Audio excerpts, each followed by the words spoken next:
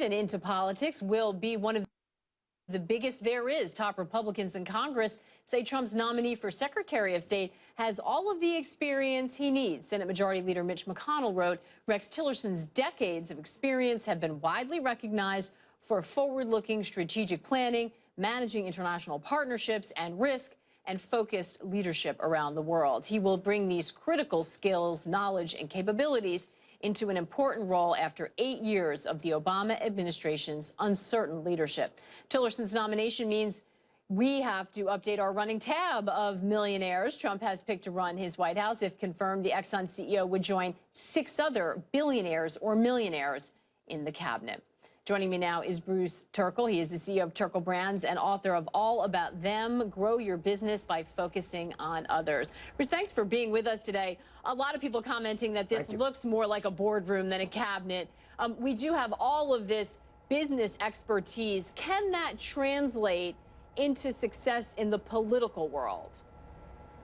I think that remains to be seen, but I think what's important, at least from my point of view, is how this communicates to the people who voted for Trump and the people who supported Trump. On the one hand, he said he was going to do different things. He's a businessman and he's in a business environment. That's his reasoning. On the other hand, he said that he was all about the little guy. He was the populist, and I have to say, looking at the net worth of the people he's bringing in, he's doing none of that. Yeah, they are outside Washington at least, and he sort of said, hey, I need people who know how to do things. I mean, this is who I have to work with in some way. What do they need to do differently, do you think, as they transition into the world of politics, which, let's face it, is a lot more bureaucratic in some instances than the private sector? Well, you said the two perfect things. What do they have to do differently? That's what Trump's entire campaign message was about. So if you want to do something different, in his words, you need different people to do it. That's the suggestion. But on the other hand, you said the even smarter thing, which was it's a bureaucratic environment. And you know the mantra of bureaucrats. We were here before you got here.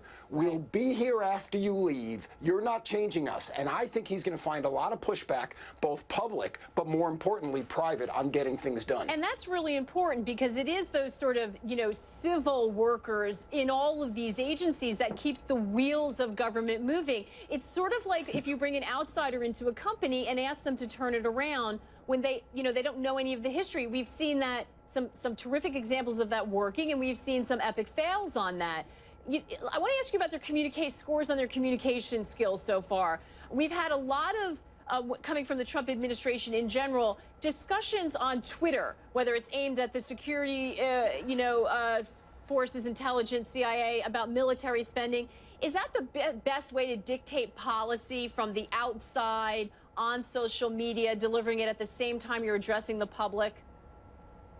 I think it's safe to say that nobody knows. The truth is he changed the way communication was done in the election period, and now he's sticking with what worked. The big question, of course, is what worked before he got elected what's going to work afterwards? But he has something that nobody's had before, which is he can run around the media, he can run around all of the people who are in between him and his messages to his audiences, and with his Twitter account, he can speak directly to the people who he thinks are supporting him. Whether that'll work or not remains to be seen.